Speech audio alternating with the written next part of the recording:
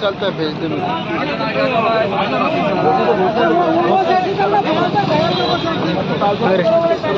बस ना दो वाहन चालक मालक एक जुटीत वाहन चालक मालक एक जुटीत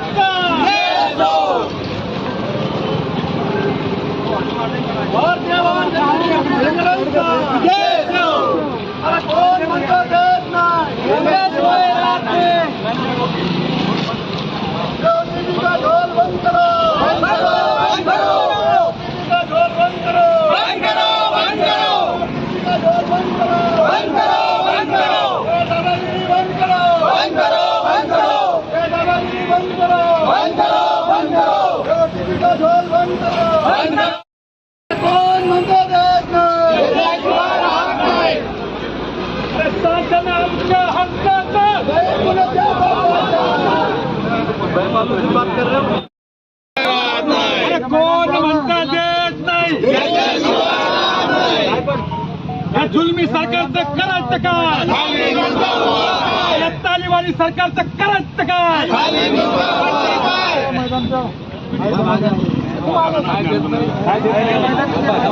अरे आरिफ साहब तुम आगे बढ़ो हम तुम्हारे साथ हैं तुम आगे बढ़ो हम तुम्हारे साथ हैं आरिफ साहब तुम आगे बढ़ो हम तुम्हारे साथ हैं भारतीय वाहन खरेदी संघटनेचा विजय हो आम्हाला काय काय मागणी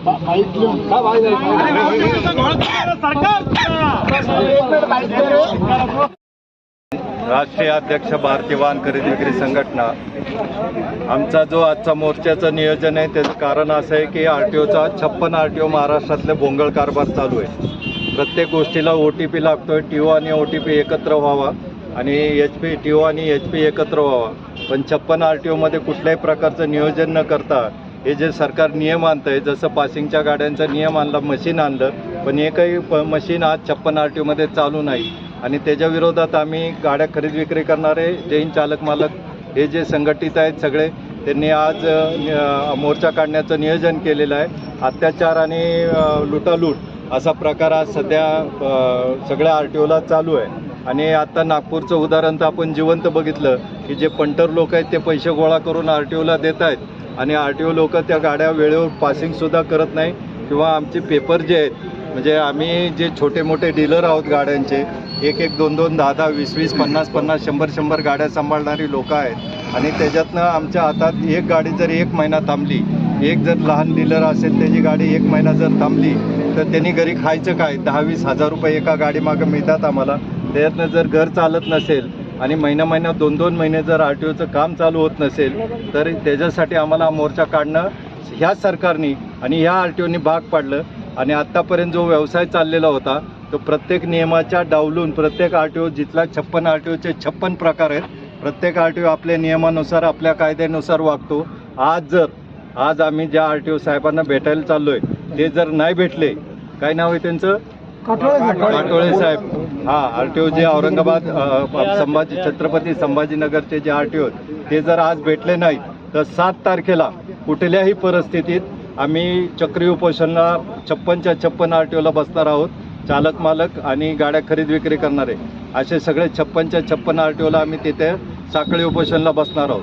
त्याच्यातनं जर रिझल्ट लागला नाहीच, त्याच्यातनं जर ह्यांच्या कानावर जू रोंगली म्हणतात ना तसला प्रकार जर झालाच नाही, यांना काही फरकच नाही पडला तर 26 सप्टेंबरला आम्ही पूर्ण महाराष्ट्रामध्ये चक्का म्हणजे चेरिंग छोडो आंदोलन करणार आहोत. आणि त्याच्यातलं बी जर काही नाही झालं तर आम्ही कुठल्याही परिस्थितीत गाड्या खरेदी विक्री करणारे, गाड्या चालवणारे हा एक राजकीय पक्ष स्थापन करू आणि यांच्या विरोधात लढू. या संदर्भात तुम्ही आरोग्यमंत्र्यांशी बोलणं केलं का? आरोग्यमंत्री परिवहन मंत्र्याला आम्ही 4 ऑगस्टला निवेदन दिलेलं आहे. महाराष्ट्रातले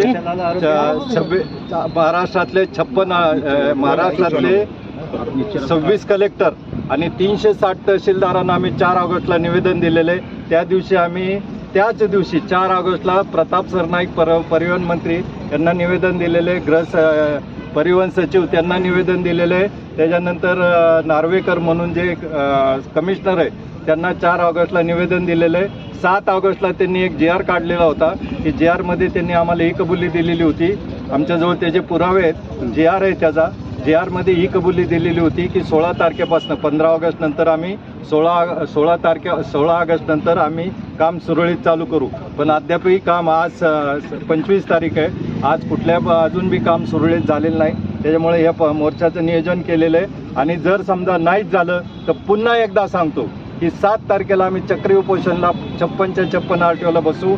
7 तारखेला त्यांना काही फरक पडला नाही सरकारला तर आम्ही चक्का जाम 26 तारखेला करू. त्याच्यातला बी काय फरक पडला नाही तर आम्ही एक गाडी खरेदी विक्री करणारे वाहन चालक हे एक राजकीय पक्ष स्थापन करू आणि त्यांच्या विरोधात लढू. आरटीओच्या कोणकोणत्या जाचकाठी आहे? RTOच्या पहिली गोष्ट 2 नियम सांगतो भाई, की पहिली जे 34 नियम आहेत त्याच्यामध्ये 2 कायदे असे 2 प्रकार असे. लुटालुटीचा एक जिवंत उदाहरण सांगतो की पर्यावरण कर ज्याला 1,500 रुपये गुणिले कारमध्ये 12 कोटी गाड्या आणि पर्यावरण कर 1,500 गुणिले 9 कोटी गाड्या आणि PUC 200 रुपये 9 कोटी गाड्या आणि 12 कोटी गाड्या. तर त्याच्यामध्ये हिशोब करा. हिशोब सांगून मला मी 1 लाख रुपये बक्षीस द्यायला तयार आहे त्याला की कोणी हिशोब सांगितला. आणि OTPचा तर एवढा मोठा प्रॉब्लेम आहे, मी आत्ताच सांगितलं की OTPला आता RTO ऑफिसमध्ये शौचालयाला गेलं तरी OTP लागेल की OTP दिल्यानंतरच शौचालयाला जायला मिळेल, असा प्रकार सध्या चालू आहे. तर त्याच्यासाठी सगळ्यात महत्त्वाचा मुद्दा आहे की आमच्या जर मागण्या आज मान्य नाही झाल्या तर हे 100% होणार आहे. हे सरकारने ध्यानात ठेवावं आणि RTO ऑफिसरने सुद्धा ध्यानात ठेवावं. हे हलक्यात घेऊ नये, हे चेष्टेत घेऊ नये. जर हे चेष्टा ठरली तर त्याची फळं भोगावं लागतील. किती लोक संबंधित आहे? आज आमचे 8 लाख लोक महाराष्ट्रात काम करत आहेत, खरेदी विक्री करणारे आणि एजंट लोक. आणि 1,70,00,000 ड्रायव्हर आहेत महाराष्ट्रामध्ये आणि 80 लाख गाड्या आहेत ज्या आता चालवल्या जातात खाजगीमध्ये आणि 2 कोटी ट्रक आहेत या महाराष्ट्रामध्ये. तर यांचा संप गुणिले 4. तर यांनी सरकारने लक्षात ठेवावं 2 कोटी गुणिले 4 आणि 4 कोटी गुणिले 2 अशा 8 कोटी लोकांचा फरक ह्या सरकारवर पडल्याशिवाय राहणार नाही. धन्यवाद. नाव सांगा साहेब. माझं नाव आरिफ खान, मी भारतीय वाहन खरेदी विक्री संघटना राष्ट्रीय अध्यक्ष, जैन चालक मालक संघटना राष्ट्रीय अध्यक्ष.